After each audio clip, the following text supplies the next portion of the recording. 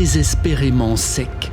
Le lac artificiel de Montbel, dans le sud de la France, à quelques dizaines de kilomètres de la frontière espagnole, est presque à nu. Selon les estimations, le monde pourrait compter entre 9 et 12 milliards d'humains à l'horizon 2100.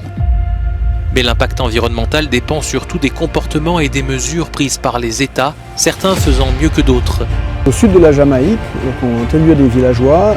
Certains villageois nous ont dit qu'une nuit, des gens sont venus avec en camion et en trax et ils étaient armés de fusils. Ils les ont menacés et pendant la nuit, ils ont volé leur plage. Et ça a été extrêmement choquant et révélateur de voir qu'on pouvait menacer la vie de quelqu'un pour du sable.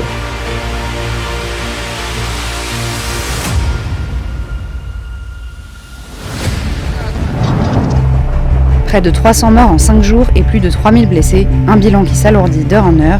Depuis le 15 avril, des affrontements armés font rage à Khartoum et dans plusieurs villes du Soudan.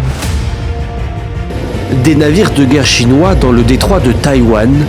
Une nouvelle fois, la Chine a réagi par des manœuvres militaires.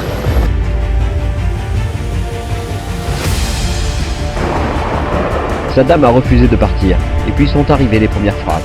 L'armée américaine a envahi l'Irak, appuyée par la Pologne, l'Australie et la Grande-Bretagne.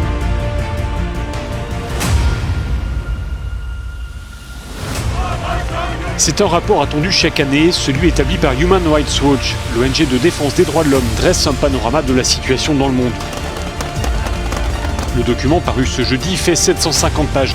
Il souligne la répression contre les opposants au pouvoir en Chine, en Russie, au Bélarus ou encore en Égypte.